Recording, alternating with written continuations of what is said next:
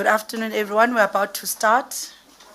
Can we please just close the door there at the back and here in front? The restrooms, I'm sure everyone was told that they are on your right as you come in. It's for female and males. And in case of emergency, we run here by the pool. Thank you very much.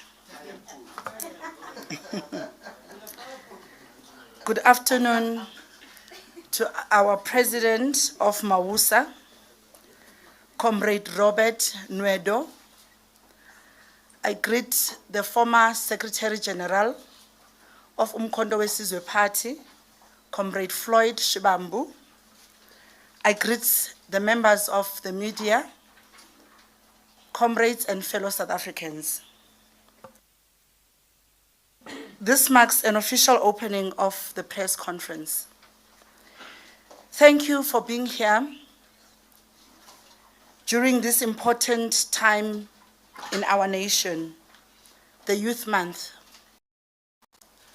when we honor Amaqhawe namaqhawekazi of 1976 generation, and we remember Kliptown of 1955, when the Freedom Charter was adopted. These moments remind us that the struggle of the prosperity of the African people is far from over. It is this spirit that we welcome a leader who has carried these struggles forward with boldness and strong values, the former Secretary General of Umkhonto weSizwe Party. A dedicated servant of the people, a sharp political mind, a strong voice for the poor, the youth, working class, and elderly. Comrade Floyd Shivambu is a leader who stands firm in what he believes, who works very hard to bring the real change, and he leads through action. A leader who has never been afraid to challenge injustice, no matter the cost. Comrade Shivambu, the nation has been waiting for this moment. Please come forward. Thank you. No, I have to take off this cap because so that I can be seen properly and be much more visible. Not the no, it's this cap, but it's a relevant. Thank you very much, Comrade Nolu Babalo Mtinga, who has volunteered to assist us in terms of this process, and want to also acknowledge the President of Manda Ashu Workers Union of South Africa, which I'm a volunteer of. I'm a volunteer of Mawusa, a union that organizes workers, community workers, and workers that are organized under the expanded public works program. And I want to also acknowledge the leadership that is here. I don't know if they must mention them by names. Former Treasurer General of Umkhonto weSizwe, Menzima Gubane, is with us here. And we've got the Comrade Mahlaba, organizer of Umkhonto weSizwe. Musa Nobela, we've got the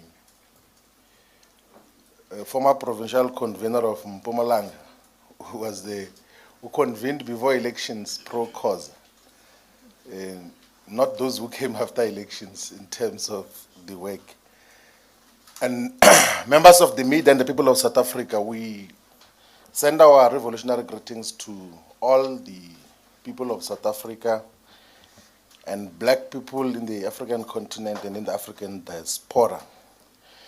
We have called this press conference to speak about some of the recent political developments as it relates to the roles that we're playing in Umkhonto weSizwe that on the 3rd of June 2025, the leadership of Umkhonto weSizwe, after national officials meeting, announced the discontinuation of my role as the Secretary General of Umkhonto weSizwe.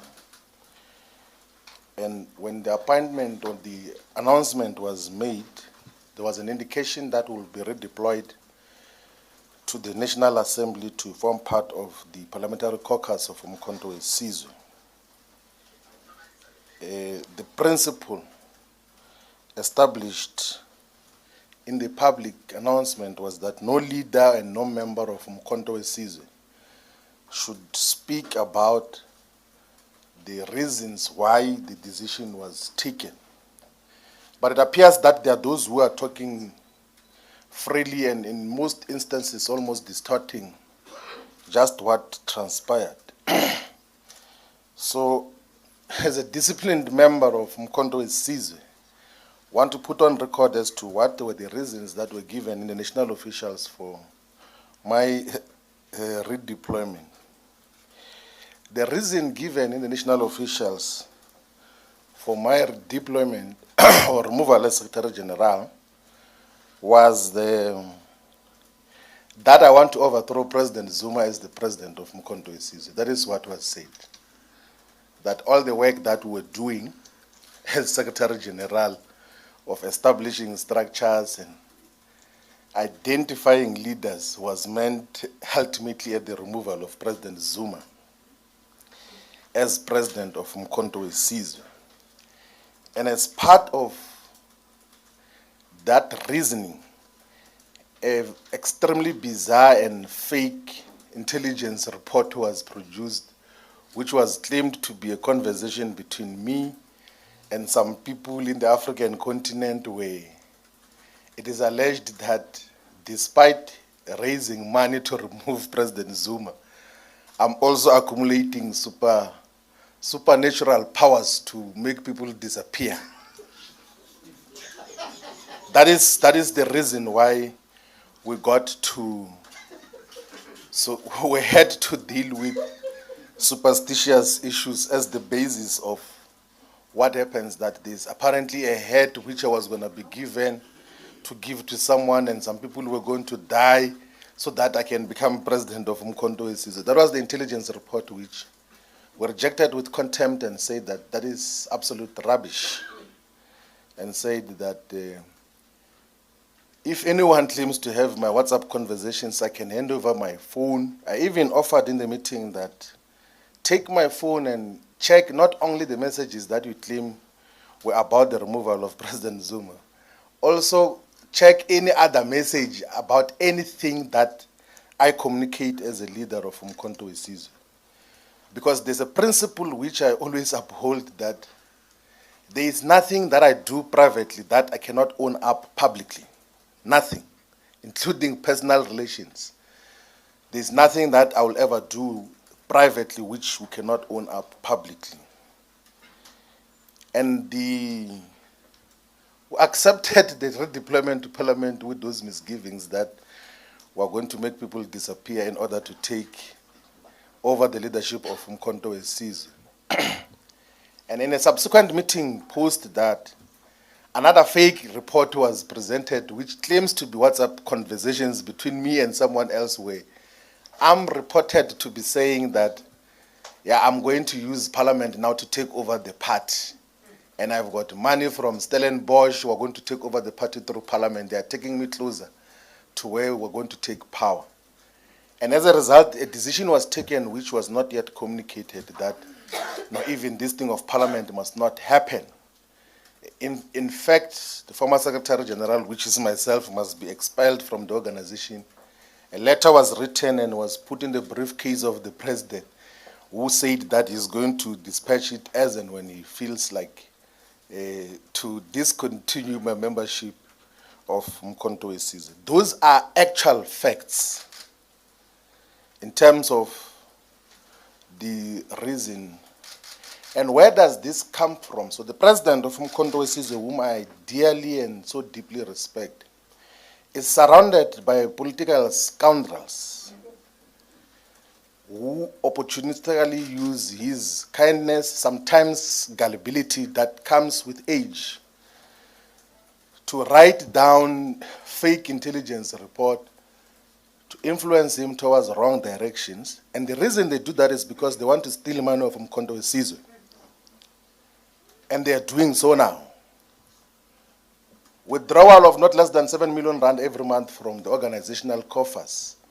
That is what define, and that is what, and we're talking about this because we raised it internally that stop what you are doing, because you're going to get the party deregistered as a political party, because there's no sound reason on what has been happening, and it's things that we can prove beyond any reasonable doubt, not because it's things that you can change, and it's things that you cannot fake.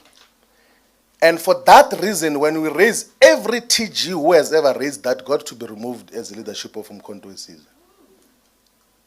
And there's no TG who has resigned as Mkhonto Wesizwe. All of them were removed to then deal with scoundrels who surround President Zuma to steal money of the organization. I carried my responsibilities as a leader of Mkhonto Wesizwe with utmost respect and respected everyone. Led with the collective the process of drafting the constitution and other foundational documents of the organization. Set up structures as part of a collective effort. Got to institutionalize the MK Women's League, the Youth League, the Students' Movement, the MK Interreligious Movement, which in the past used to exist as separate organizations of the South African Interfaith Religious Council, MK Religious Desk, Abelaphi Bendabuko, and various other organizations, interfaith, and then we got to unite them to have one organization. We got to even have to formalize the relations between Mkhonto Wesizwe and the Progressive Civic Congress, and formalize the relationship with MK and MK professionals and MK medics. So there's a lot of commendable work which was done by MK medics, a group of medical doctors and health practitioners who were going to communities to offer healthcare services. And in the process of doing that, every day, the political scoundrels work endlessly to speak negatively about the work that we're doing. I was saying, actually, I said it in the national officials meeting because we can't hold that meeting in private, even when people are talking now, that in December 2024, there was a statement written to remove me as the Secretary General on the basis that I'm about to announce a political party with Tokyo Zihwale and Lindo Sisulu, whom I have never spoken to about anything. Draft statement and was even shared with me that remove him today because he is going to form a political party. And that is full-time work that is dedicated on everything that you do. When you sit down, it's a problem. When you stand up, it's a problem. When you go out, it's a problem. When you come in, it's a problem every day. Because those who surround him have got evil intentions in terms of what got to happen. I've got tremendous respect for President Zuma. I think that in the few close working relationship that we've got to maintain and work with now, I think I've learned more in the 6 months than I learned in the 10 years I was Deputy President of Mkhonto Wesizwe,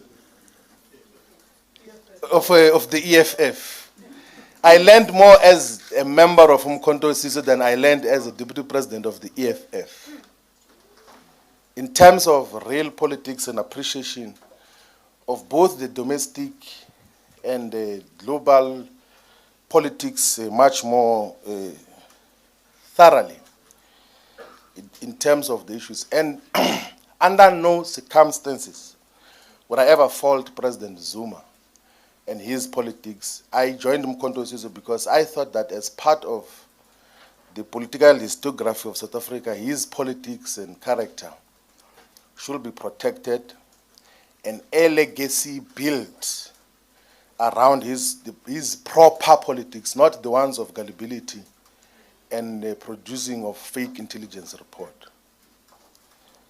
The Since the decision to remove ourselves as Secretary General took place, there have been a lot of ordinary South Africans from all corners of the country.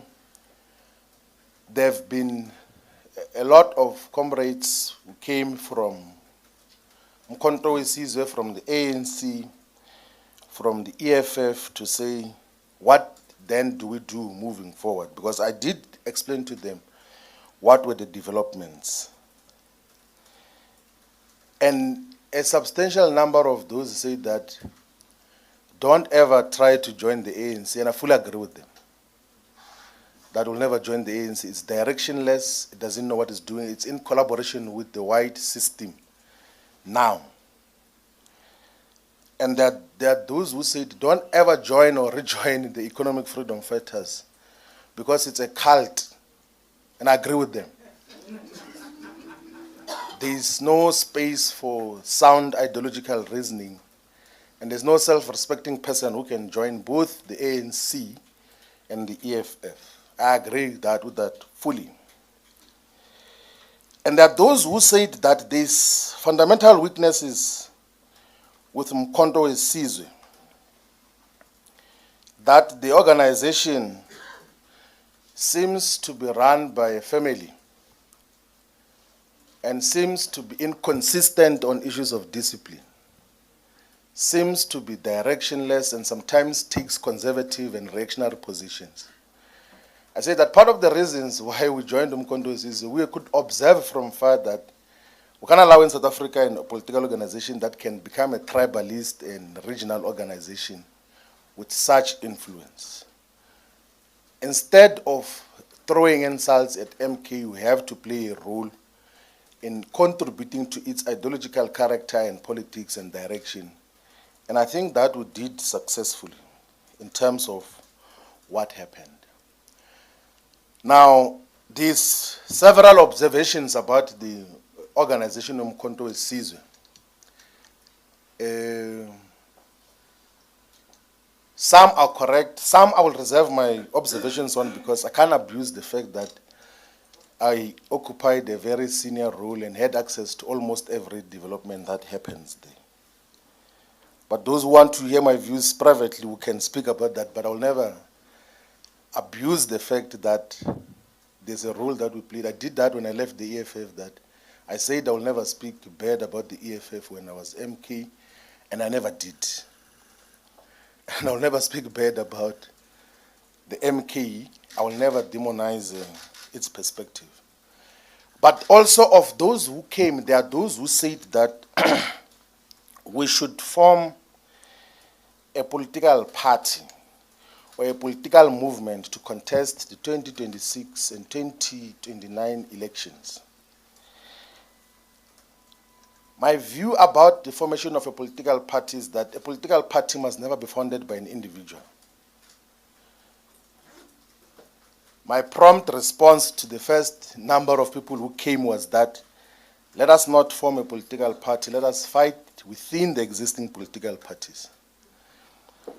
But that if we were to form a political party, let us go to the people of South Africa and ask them if they want to have a political party. We can't form a political party as a group of friends and as few individuals.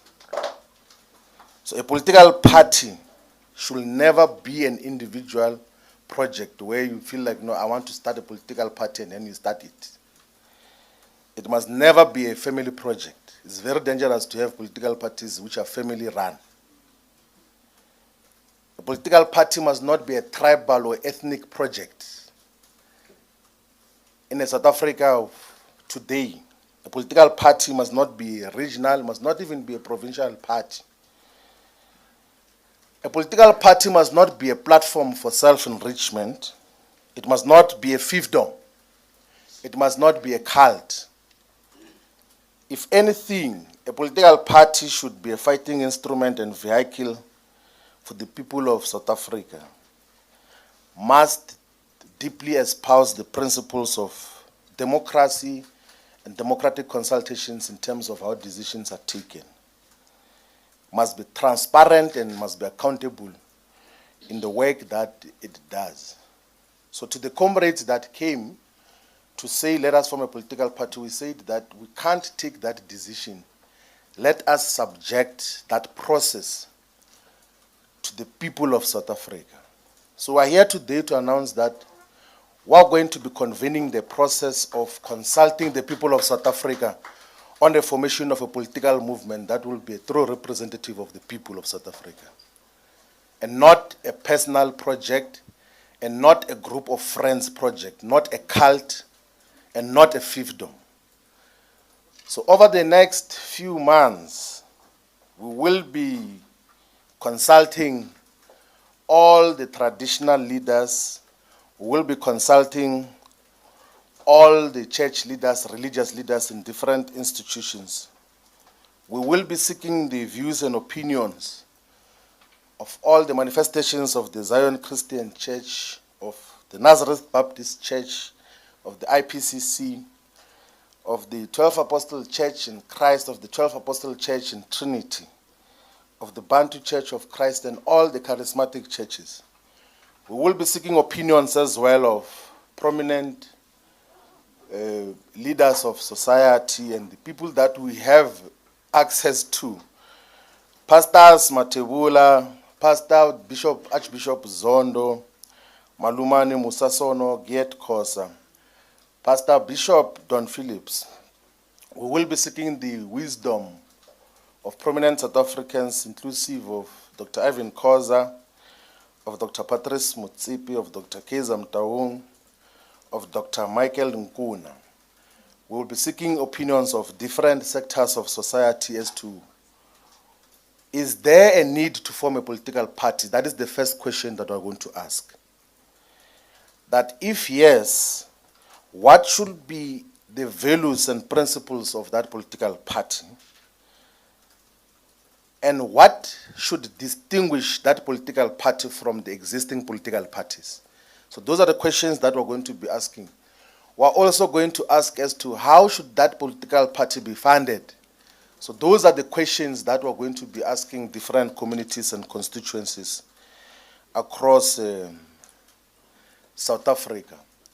It's not the first time that I'm engaged in a process similar to what we're going to be dealing with now. When I was a leader of the ANC Youth League, having spent 5 years in the national leadership of the ANC Youth League, and strongly believed that time that there was a suppression of the struggle for economic freedom in our lifetime. I began in 2012, when I was still a member of the ANC, to publicly write that perhaps the struggle for economic freedom in our lifetime should exist as a separate organization outside of the ANC. And then in March of 2013, I wrote a perspective as to why a political party should be founded. And that perspective is found is within the founding manifesto of the economic freedom fighters. And everyone else who came after that perspective joined that perspective and believed as to what we got to do. And of course, we got to discontinue our association with the EFF for various reasons, which if some were to speak about publicly, will cause collateral damages to families, to households, to people, because it will also speak to character, and that's some of the things that are not worth speaking about publicly. So we will be going to all the people of South Africa to consult in all the regions of South Africa. In KwaZulu-Natal, we're going to be going to Mkanyaku, there to Zululand, to Ilembe, to Ugu, to eThekwini, Amajuba, Mzinyathi, Thukela, Mgungundlovu, to King Tetwayo, to Herigwala. In the Eastern Cape, we're going to start here in Jokabe region and go to Komani and Chris Hani. We're going to go to OR Tambo in Mthatha, to Alfred Nzo in Mount Frere. We'll go to speak to the people of Amatole, one of the poorest districts in the Eastern Cape, which includes Mbashe, Ngusha, and Mnguma. We're going to speak to the people of Buffalo City. who are still having and confronted by lots of developmental challenges in Duncan Village and all the areas. We're going to be speaking to the people of Sarah Bartman, one of the neglected areas of the Eastern Cape, municipalities of Blue Crane, with a small town called Cook House, of the people of Sandys River Valley, of Dlambe. We're going to be speaking to the people of Nelson Mandela Bay Municipality. In the Northwest Province, we're going to be consulting with the municipalities which are named after the doctors of Ngaka Mudiri Mulema, of Dr. Ruth Sukhomotsi Mompati, of Dr. KK Kaunda, of Bojanala. We'll be speaking to all the people of the Northern Cape in Francis Bard, in one of the most underdeveloped regions of Pixley Kaseme. We're going to be speaking to ZF Mkau, members to Namaka, to the communities of John Taole, Gaitsewe region, which is still facing a lot of super exploitation by those who are operating the mineral resources. Here in Gauteng province, we're going to be speaking to the people of Johannesburg, of course, with a dysfunctional municipality. We're going to be speaking to the people of Ekurhuleni and people of Sidibeng, of West Rand, of Tshwane. In the Free State, we're going to be speaking to the people of Ezile-Dabe, of Lujole-Putsa, of Mangaung, of Mufutsanyana, of Karib. All the three municipalities of Karib are dysfunctional. We're going to be speaking to the people of the Western Cape, in Cape Metro, in Southern Cape, in Cape Winelands, in West Coast, in Central Karoo and Overberg. Itaba ya kaya bolabula na vanhu vele Limpopo vele kaya. Tihosi hinkwati vulavula na tona lava tikereke kusukusela le amusina ku ya fika la Waterberg. Hinkwavo hi ta va kha hi vulavula na vona ka Giyani ka Malamulele. Hinkwavo ka vona hi ta va kha hi vulavula na vona hi ku xana hi fanele hi sungula political party ke na loko hi sungula yi fanele yi yimela yini political party yaleyo. Hi leswi hi nga ta va kha hi endla swona through the length and breadth of South Africa. I'm not talking about all these areas because I read them elsewhere. There's no area in South Africa where I have not done political work. None. Not as a political tourist. As a person who went to do political work, I know and have been familiar with the dynamics of each and every district of this country and have done political work in all corners of this country. In Mpumalanga, I forgot to speak about Mpumalanga. I've worked in Mpumalanga for the longest time, from Nhlanzini, in Bushbuck Ridge, Tawachewu, Mbombela, and Nkomazi. It's 4 municipalities. And Kangala, we are going to have deeper consultation in the district that is named after Gert Shadrack Sibande. We're going to we're going to take up the spear that was left by Treasure Tabete in Mkondo and fight the battles of the people of Mkondo, of the Palestine, of all the municipalities of Gert Sibande. So ladies and gentlemen, the people of South Africa, we are here today to announce a process that is going to speak to all the people of South Africa with the aim of establishing a political party if the people of South Africa say we should do so. We do not want to do that as a personal project or as a group of friends project. It must be a party that is owned by the people of South Africa. So that is basically what we had called this press conference to communicate, and we will be going to the ground to speak to the people. We'll be talking to young people via social media platforms and other media platforms. We'll provide platforms as to how the engagements are going to happen. We are going to next week announce the leadership core that is going to be responsible for the consultation process. And that leadership will be coming from all the provinces of South Africa, will be properly gender balanced, and not just a group of men or boys. It will be a combination of different skills and capacities so that we're able to listen much more attentively to all the people of South Africa. We thank you very much for having attended this otherwise intimate briefing on what we had to deal with. Thank you very much.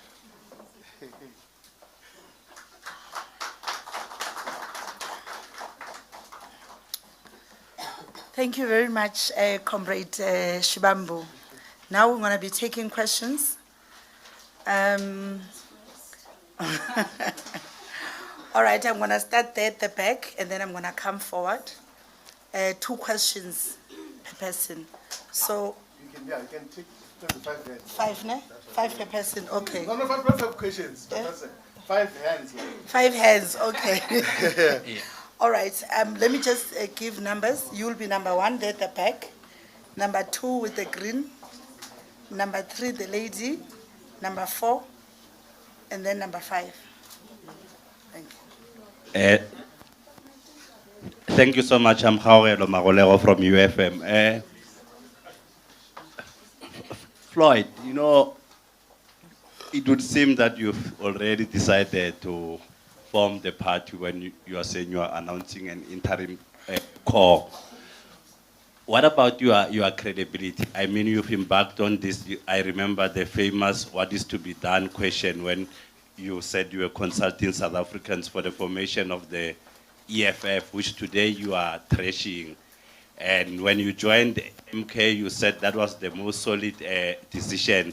And when MK announced your demotion at the time and said this man embarked on a trip to Bushiri, you accepted that that was a reason, that you had gone there without the knowledge of the party and so on. Why must South Africans still believe you in light of what happened and not think that you are starting this thing because you do not want to serve as an ordinary member in a party? Thank you.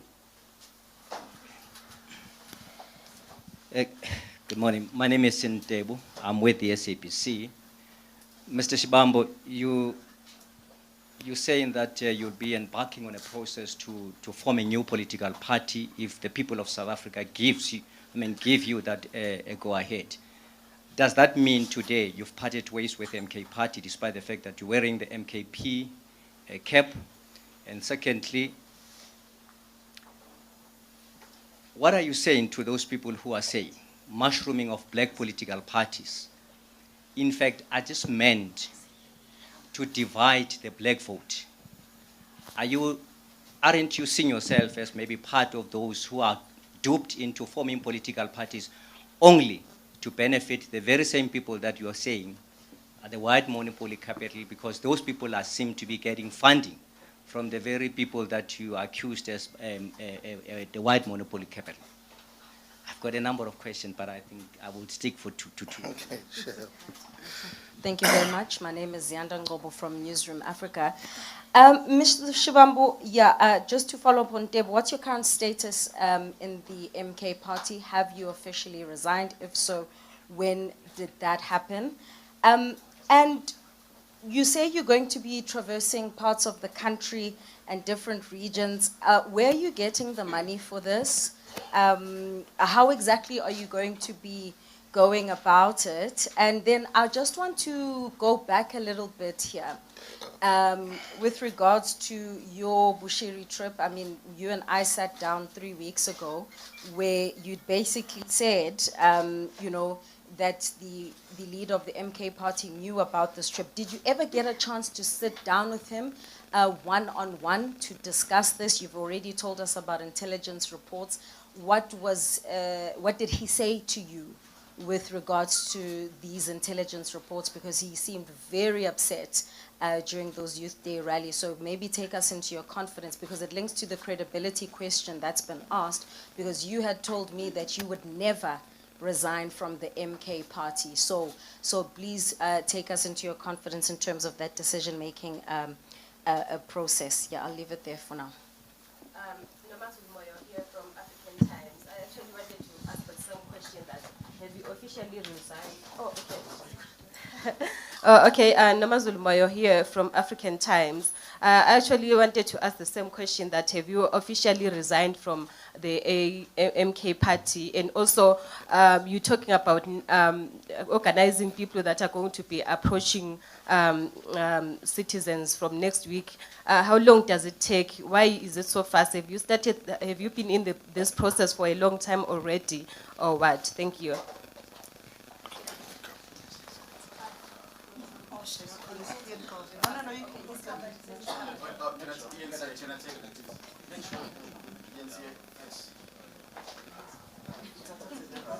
Willie Treaty Jones, ENCA. Mr. Shivambu, just two questions. How long will this consultative process take?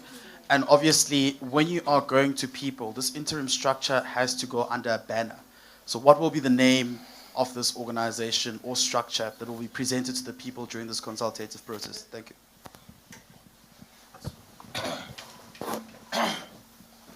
No, thank you very much for the questions. I have not resigned from Mkhonto Wesizwe, and I will never resign from Mkhonto Wesizwe.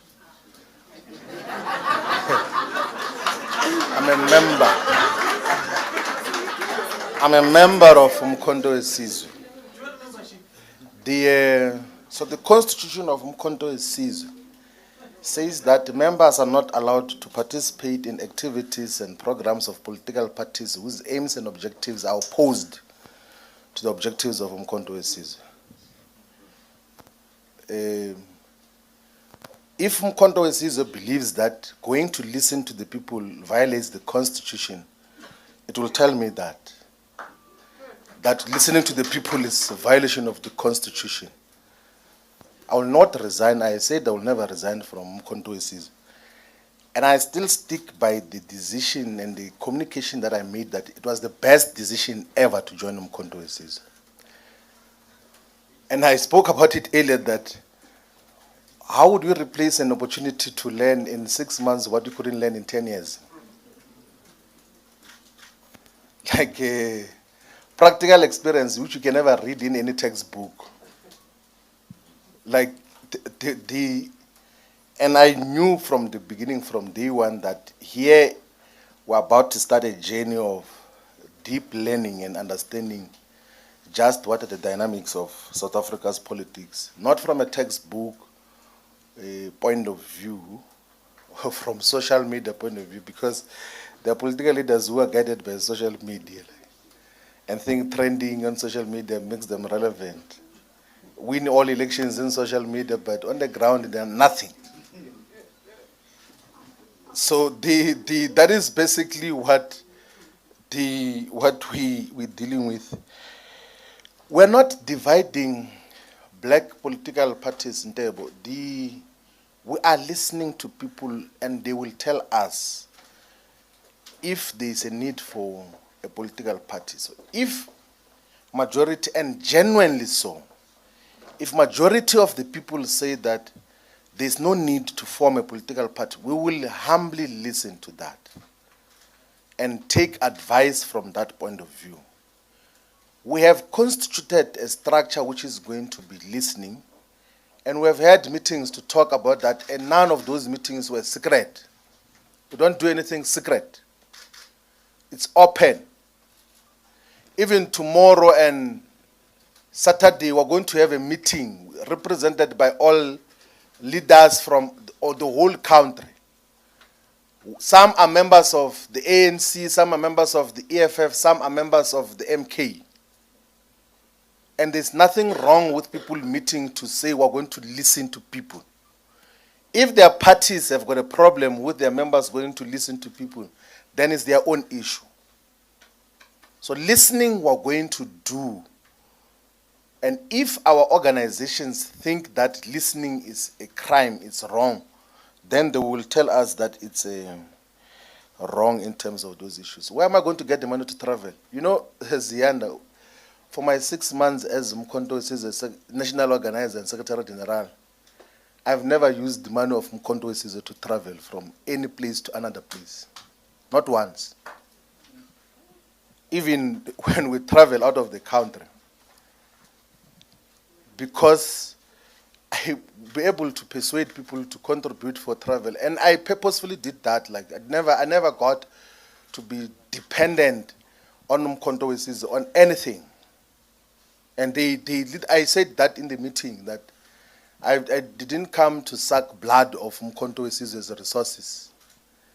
And that is, we will be able to move from point A to B. If we run out of petrol, we will check if we can be borrowed money to pour petrol. If there is no petrol, we'll hike. will stand on the street and say, this way we're going to Mthatha, and then go and speak to the people. That is what we're going to do. But moving from point A to B, we'll be able to move in terms of how the process is going to happen. So the leadership collective that is going to meet, which is not a secret, is going to determine the program of action, the length and the process of consultation, and then we will be able to deal with these issues. Now, comrades, this thing is simple. Don't do things that you don't believe in. And don't associate with projects that you don't believe in. Never ever sacrifice principle on the altar of political convenience. It doesn't matter what happens. It doesn't matter if that is going to break friendship and people that you have known the rest of your life, brotherhood and all of those things there. If principle is broken, you disassociate from it, and decisively so. But in doing so, sometimes you must be considerate of some of the personal circumstances of some of the people that you're dealing with. So that is basically it, that you must never associate with unprincipled positions. You must always stick to principles as to how you deal with politics. These things of, yeah, I'm just there because I'm there for salary purposes and for income. What do we do? Go to leaders of the ANC on the corners and say, but what is this thing that they're doing? They will tell you that that Ramaphosa is nonsense. That Ramaphosa is misleading us. But they won't tell him. Go to EFF people and they will tell you their own characterization of the leader of the organization and what is happening there. But they don't have the courage to tell him. Same in MK. And we can't have political culture like that. We must be able to, when you raise issues internally sharply, you don't have to go and gossip about it anyway. Now all the issues and concerns that I heard about MK, I raised internally. Even against all odds, there is an opportunity to raise an issue about wrongdoing, I would speak and clearly speak against the untouchables there. People who take drugs and tweet at night and insult us. And we'll confront them and say, what is this about? And that is basically how we deal with these issues in terms of what happens. We'll never tiptoe around anyone in terms of principles. Always protect principle on how we deal with these issues. Thank you very much.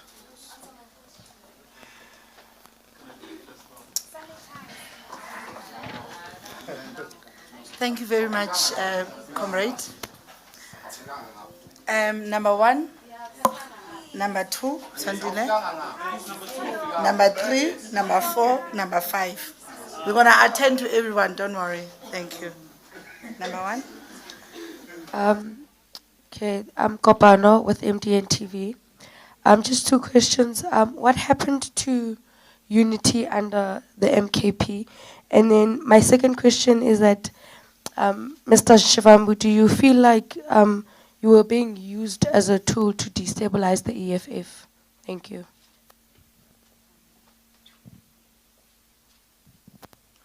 Yeah, Mzwane Lembeja from the SABC.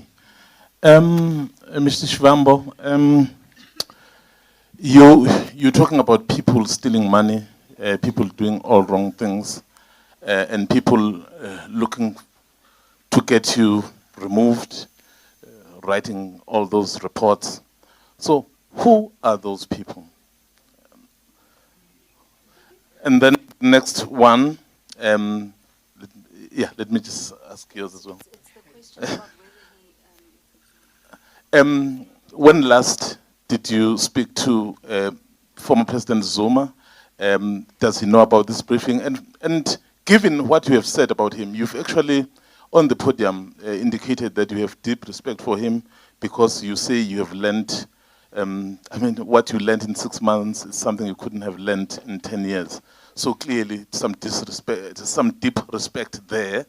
So have you taken him into confidence about this process? What did he say? And when last did you speak to him? No, thank you very much. My name is Lunga Mzangwe. I'm from the Mail and Guardian.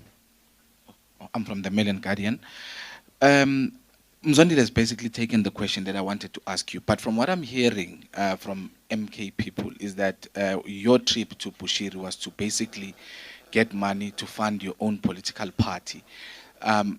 Is there any truth to that? And on those intelligence reports, who basically signed on them? And does President Zuma agree with those intelligence reports? Thank you.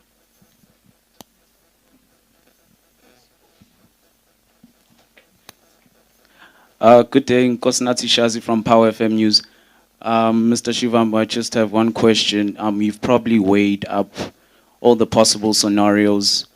Are you ready for the consequences on if the people say we do not want a political party, you reporting back to Umkhonto weSizwe?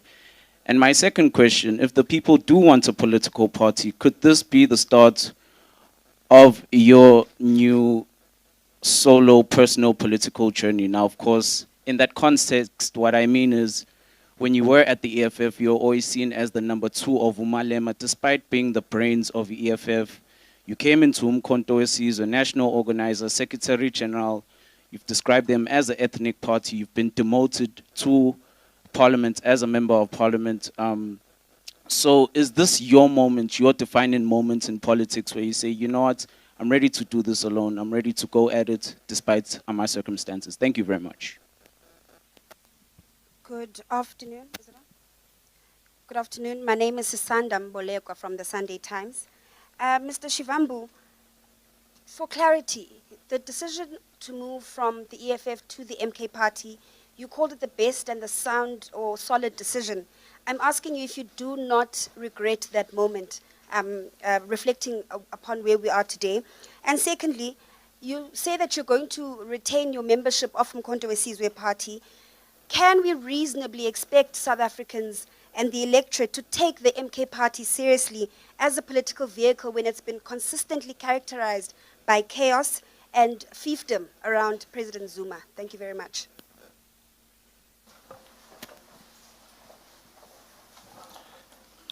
Thank you very much. I thought I had responded to the question.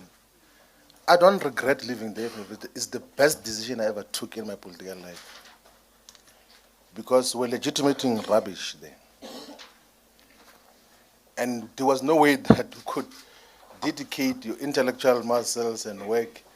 And in practice, you realize that this thing which we said we are standing for is not principle. Check the conduct of EFF in government and what gets to legitimate such. That was the best decision ever. And everyone that we spoke to, this like they, like they were to criminalize him. We saying, hey, I will never trust a person who knew that the deputy president is leaving, and then they isolate him. We saying on the basis that he knew that I'm leaving. It's not only we saying it; those comrades knew. We discussed it, and we reached the same conclusion that we are not being fair to society if we say that this comrade can lead this country. All of us agreed with the people who are leading EFF now. That is basically, and that is the reality of the situation. The people who are leading EFF now, all of us were unanimous. And then the issue was, what do we do? If I wanted to destabilize it, someone is asking, were you sponsored to destabilize the EFF? If I wanted to destabilize the EFF, I could have started a faction inside and caused interactions and this. Well, then the decision was, like, let me not destabilize the EFF, let me leave. I never spoke about the EFF anyway.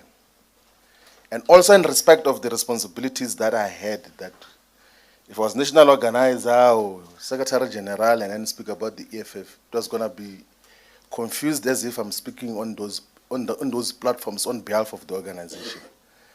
In terms of how we got to deal with those, part of, although there were dynamics, like part of the things which I used to appreciate about the EFF was that I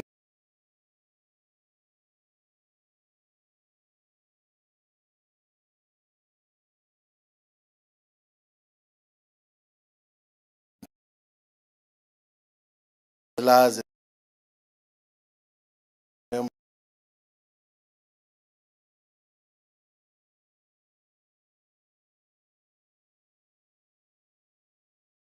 from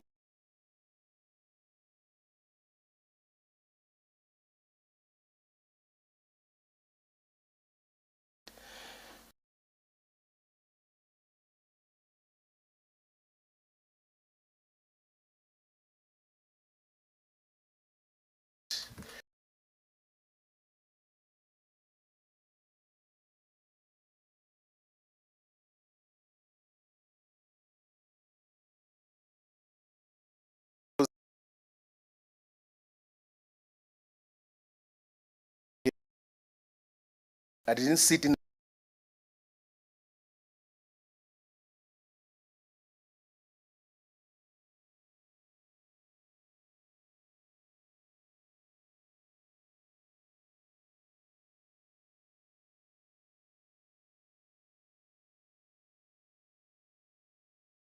general or national organizer or anything. Not once did I go and speak to President Zuma and say, please don't remove me as SG here, I'm the best and everything is there.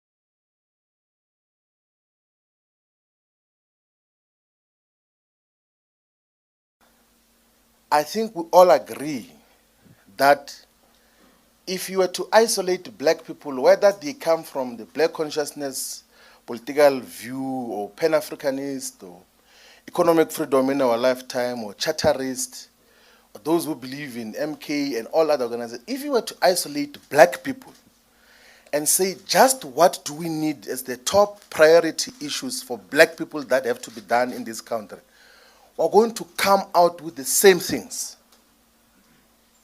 The people of South Africa, in terms of aspirations and interests, are not divided.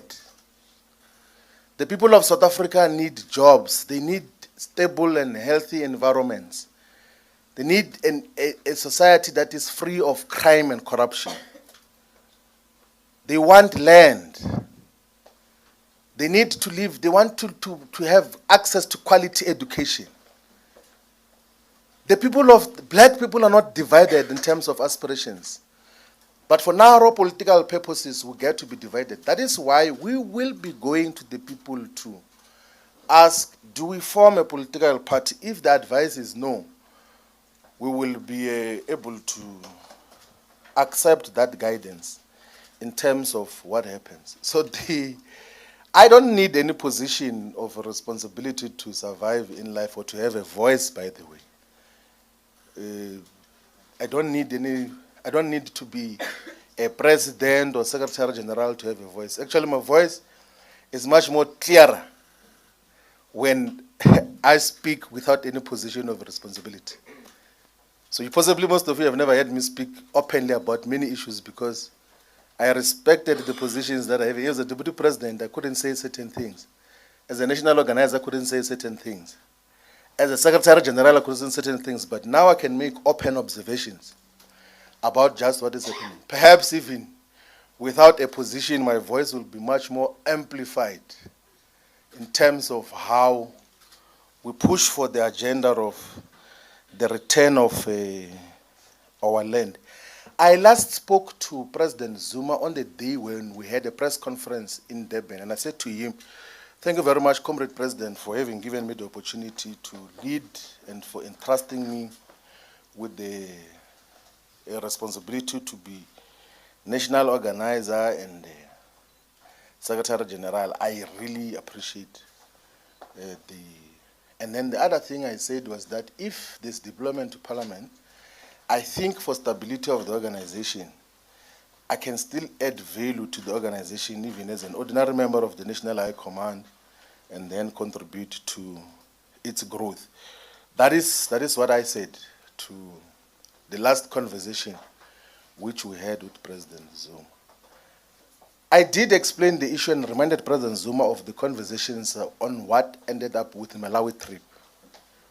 And throughout my explanation and reminding him of our conversation in Namibia, he agreed to that. He says, "Ngakhumbula." When the DSG sitting next to me was even saying, wrote me a note that you are safe, they won't do anything to you. Then I was asked to leave the meeting, and then the meeting remained there. And then they said, I don't believe anything that he said. He wants to take over the organization. Actually, we must go and reverse all the decisions that he has taken. Let's disband all the structures. Let's reverse everything, including the constitution. I said, people can do whatever they want to do. We played our part.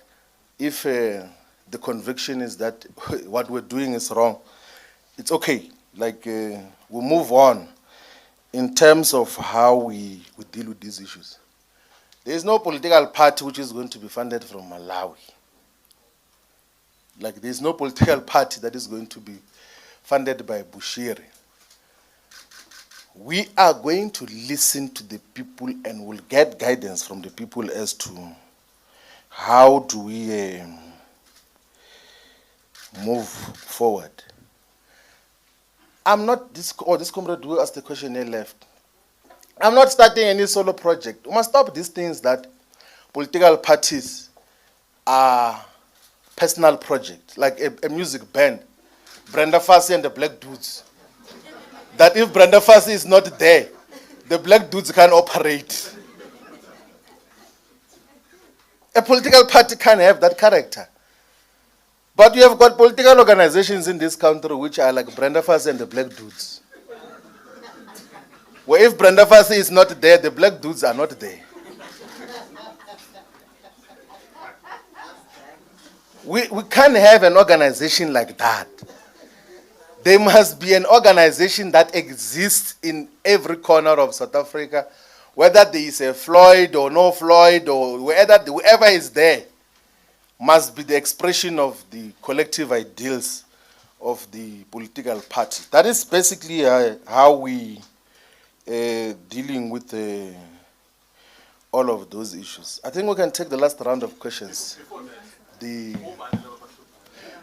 I don't want to talk about that. Yeah. I don't want to talk about that.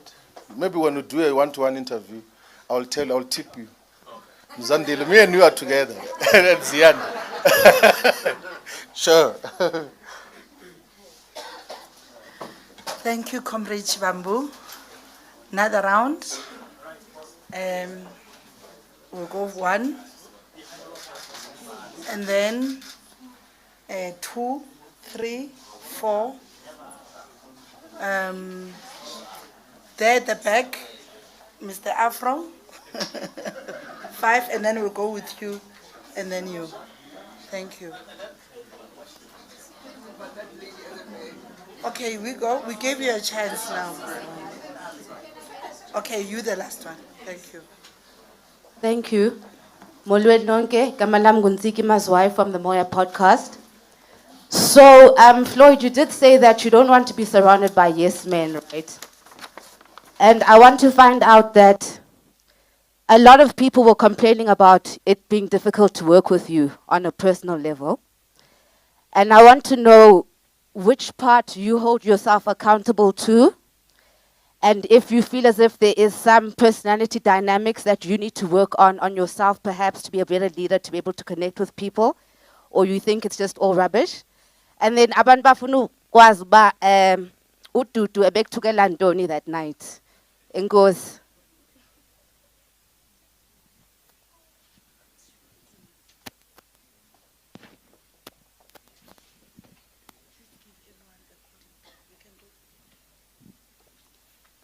Good day, it's Buikanyo MDN TV.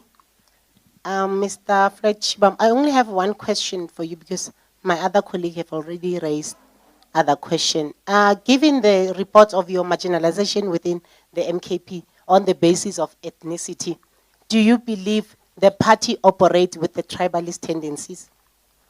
And with your experience, can you confirm or dispel the notion that MKP is fundamentally tribalist incorrect.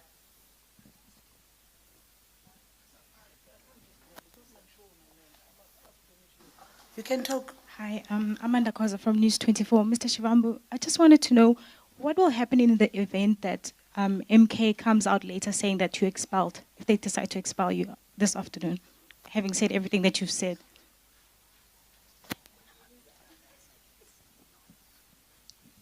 Thank you. It's Corinda from Kaya 959. I'd just like to confirm, would this briefing be the first time that other members of MKP are hearing about your plans to try and launch another party, including the former president? And then, sir, you say you won't resign, but you're looking to launch another political party. So if that works, then how would it add up? Would you be then campaigning for both parties? Thank you. Okay, Tiseto Malau from PEM News. Mr. Floyd, Julius Malema once said that Jacob Zuma uses people. The only person that he never uses is his daughter. Do you think that's how the man operates? And then the second one, Tutuzile once accused you of stealing, map out your innocence on Twitter. Okay, mismanaging funds, sorry. Mismanaging funds. Sorry, mismanaging funds, sorry. And then, okay, the last question is that you once made claims that you can easily mobilize members of the EFF to join you. And now you are saying that you're going to consult if you can start a political party from South Africans. If they say that you can start a political party, do you think those leaders and members will join you in that party? Thank you.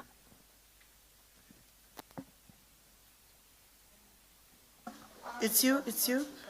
The lady with the, yeah. All right, my name is Tando Mayeko and I'm from the Business Day. Mr. Shivambu, just please explain the banners behind you. I think you forgot to explain the name of this organization. What is it? Is it an NGO? Is it a church? What is it? And then what's this? Just please also kindly explain who is funding this organization.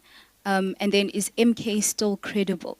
And then just going back on your accusations of an intelligence report that was used against you by the MK national officials.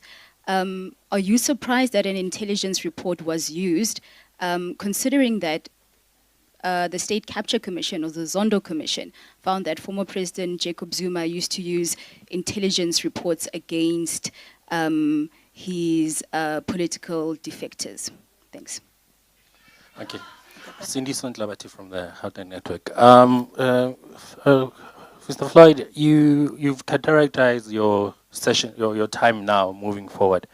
And I would greatly like to know, in terms of the perspective of the vision of the South Africa that you dream of, maybe if you can give us the ultimate end goal that this is the vision I have, or the vision we have as a collective that you are part of now, in terms of what is the South Africa that you are looking towards. Thank you. Mr. Shivambu, Doreen Mukhulu here.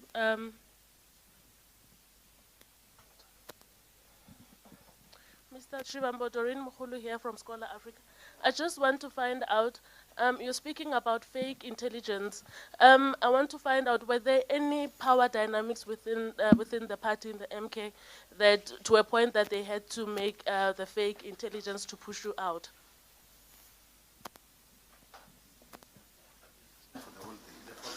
It's a follow-up. Floyd, I asked about the issue of credibility. Look, you, on your own admission that having left the EFF, anyone that was perceived to be loyal to you, you believe that they were victimized. Are you still willing to now have more careers being destroyed by joining a new entity that you are forming? Should South Africans still regard you as a credible voice when you have served 11 years in an organization and now you are calling it a personal fiefdom? Where was the foresight then? As an educated man, shouldn't you have figured this out much earlier? And the same thing, attitude would be adopted in case of MK, because you've been there for literally 10 months. That then raises the question of your own personal judgment that you should have foresaw that there's trouble there, that Mr. Zuma is quite elderly and gullible, as you put it. So it speaks to your own personal judgment. Thanks. I think that is your opinion. Let's give it to you. It's your own opinion. Like, it's not a question. Like, really, and we can't help you. And different people will have different perspectives in terms of what happens. I do know, Ntsiki, I think in conducting political work, like I think those that we have worked with before, the difficulty that they have is when we have got leadership responsibilities. One, I refuse to have private meetings or private engagements. So there is a lady from Pumalanga who, I think it's called Mary or something like that. So the first meeting I attended of MK, there was a decision, I didn't even know who she is. There was a decision to expel her, and then another meeting. And actually, in the first meeting, I even said that, please don't expel comrades, it's too early, let us go and engage with them. And it's in the minutes of MK that said, don't expel her, further engagements and all of those things. Then another decision was taken, but some of the decisions had to be written and signed by me, even when you have expressed a different view inside. Then she asked for a private meeting to brief me. Then I said, I can't do that. And I said it actually in the national officials meeting that majority of times, comrades would want to meet you privately and be buddy-buddy so that they're protected when they do wrong things in the organization. And that is the conduct that we got to deal with. You know, I'm very close to Mzobe. We always say that we've known each other for more than 20 years, but he was head of presidency. When I was doing wrong things, I'll write him a letter that you're not doing your work properly as head of presidency. And wrote it in an organizational report that, yes, and he will also give me criticisms as well that, hey, you're too closed up and all of those things, but that is how organizations are run. You can't run it through friendship in terms of how you then get to conduct yourselves. But if there are other issues, we can be able to listen to that. MK is not tribalist. It's not a tribalist organization. There's no tribalism. I never got to encounter tribalism. But I know there are people who mischaracterize the organization because also it was still at its formative stages. So there are people who truly believe that it's an organization to liberate Zulu-speaking people.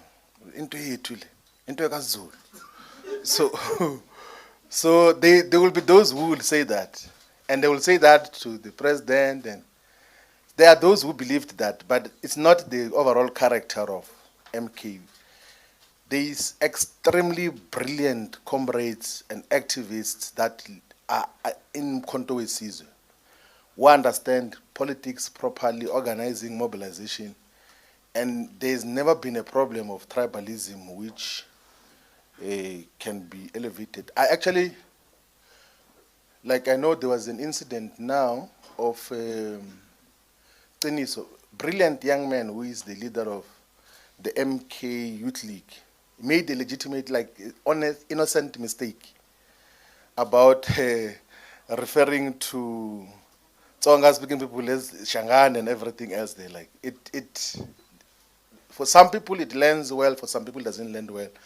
But I think a substantial number take it derogatory, as a derogatory reference.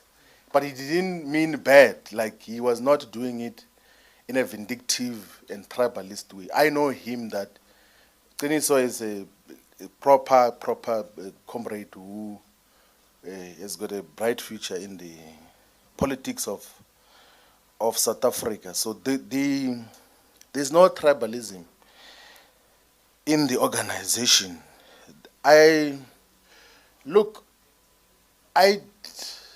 don't agree with the analysis of Julius about President Zuma. I don't. I've got to interact with him and all of those other things. But I know there are times where I think former president, or former secretary general who worked with him for the longest time in the ANC, Halima Motlanthe, I think when he did an interview with Sizwe, he said that the limitation with President Zuma is that sometimes he can be persuaded about an issue outside of organizational structures and want to take a decision based on what was the persuasion outside of organizational structures. So that becomes a dilemma for any, particularly as a Secretary General, because once you have taken resolutions collectively, your expectation is that you must collectively communicate and defend those resolutions. And that time he has now reconsidered the decisions that were taken before, and then it then becomes difficult to move forward in terms of. I think that observation, which I share, was already communicated by President, former SG of the ANC, Halima Motlanthe, when President Zuma was in office. So that dynamic is a limitation generally, that he meets way too many people. And in the process, sometimes he meets people and then he says, and then those people interpret that as if he agreed to whatever they were saying. And that is the dynamic. But I don't agree at all that he uses people. He is trusted by the people of KwaZulu-Natal and by the people of South Africa. The journey we're building was to expand the message of what he stands for. And he is not opportunist in terms of how he communicates political principle. Like even in closed spaces, there could be a... I'll give an example, for instance, that the Moroccan embassy wanted to buy the position of MK to say that MK should support Morocco's operation over Western Sahara. And then there are those closer to him who visited Morocco, were promised money, and then they came back and said MK must agree with Morocco's operation of Western Sahara. Then when he realizes that they won't understand this, then he called me into the meeting. Then said to the Moroccan ambassador and political secretary that we are not going to agree with you. If we are going to have engagements with the Kingdom of Morocco, we must talk to the SADR here and the Polisario Front, which is the liberation movement fighting for the liberation of Western Sahara. And then we agreed on that principled positions. I wrote a letter on the 27th of March to the Polisario Front to say that the president will engage with you before he engages with Morocco, because it's now 50 years since the operation got to happen over Western Sahara by Morocco. And you saw what happened. Immediately we were suspended. What is that? Not suspended, that thing of redeployed. Then the Moroccan government issued a statement which is undersigned by Mkhonto Wesizwe to say that Mkhonto Wesizwe supports its operation over Western Sahara. No meeting to discuss that, no national high command, no officials. Someone just says, and the people who did that, it's those who went to Morocco. Like, that is basically the whole thing. Like, there's no, and in the official record, in the minutes of the National High Command, is that President Zuma is going to mediate a discussion between Western Sahara Liberation Forces and Morocco to find a settlement. It has been going in for a very long time. But after, immediately we leave, because they couldn't do that in our presence, obviously. They couldn't. Then they saw an opportunity that, yeah, now we're going to maybe press that jukebox or to sing for us. And then and you can see that statement, which is issued in the name of MK, is written by the Moroccan embassy here in South Africa, to impose a position on MK on the basis that there will be money exchanges. And that is what happens. Also, even with this, you remember when we did a press conference, Muslim Judicial Council. So part of these scoundrels, they go to speak to the Muslim Judicial Council and say, no, please go and speak to President Zuma, say to him that he must remove the SG, and that is the only basis he will give money. And then they go there and they are complaining. They say in that church of Shepherd Bushiri, there is 80 plus flags there. There's a flag of Israel as part of the flags there. I didn't even see the flag myself. They say no, because he was in a church where there's a flag of Israel. It means he's against Israel.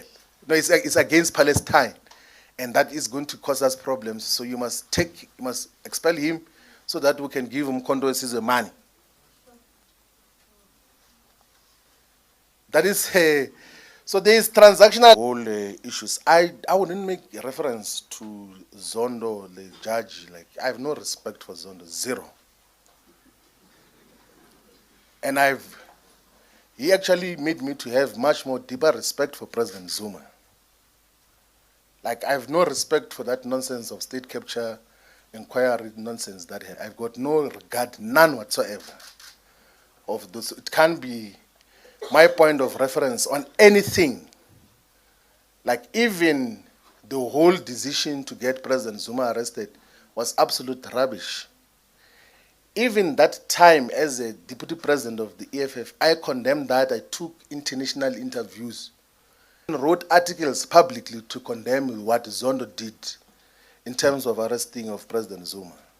I will never make reference to that as a basis of anything else. He was used by the capitalist establishment to, he was not a judge, he was just an instrument of capitalism and for wrong purposes in terms of what happens. Funding for termination of membership, so be it. It's not the first time. Like, my membership of the ANC, I was not even expelled in the ANC, I was suspended. And I left. You know, this thing of political parties thinking that people are desperate for their membership, it must come to an end. Like, and that people must beg for membership. If anything, political parties must be honored that they've got members and respect them. Not that you must be begging for membership of a political organization. I left the ANC when it was above 63% in parliament, and control of all provinces, was possibly the only employer. Had influence, and lots of friends and people that I knew throughout my life left. I left the ANC voluntarily when it had power. Why would I be perturbed about being expelled by Mkondo which doesn't have power? Like, what will be like? That is the issue. I don't beg membership of political organizations. I deal with these issues differently. You know, I used to say all the time to the DSG of Mkondo Sizwe that let's do our work. People can say whatever they want to say, they can scream and everything else. We take decisions, we implement, we go towards that are having by-elections. Before we went towards, the MK never used to win by-elections. We used to go towards to preside over volunteers, without photos, without cameras, and pay attention to every little detail, and then we started to win wards. And then some people from parliament, they go a day before elections and they take photos there and they say, hey, we've delivered the ward. After we have delivered it, Richmond we delivered. What Duguza we delivered. Mandeni we delivered. Like, and we do the work, and 3 months before the by-elections happens, we go there every week. And as we can't be entertaining who says what and everything else. I actually even told one of the provincial coordinators who said, hey, SG, there are people who are talking about you here. They say you must be removed. I said, oh, man, don't ever send me such a message. Leave those things. If there's a decision to remove me, they will take it, but I'm not going to be sitting down and worried about removal and everything else. That now we take decisions and then we implement what is mandated by the collective and then build an organization on what should happen. Ladies and gentlemen, the people of South Africa, thank you very much for having listened to us speak for a very long time. We will be visiting all parts of South Africa. Next week, we're going to be announcing the leadership structure that is going to be guiding the listening process so that we then also will be announcing just where are we going to be visiting for community engagement and interactions with our people. That is how we get to be here. Thank you very much. We are availing ourselves to be at service. We are servants of the people who want to listen. If the guidance is that we must form a political party, we are going to do it.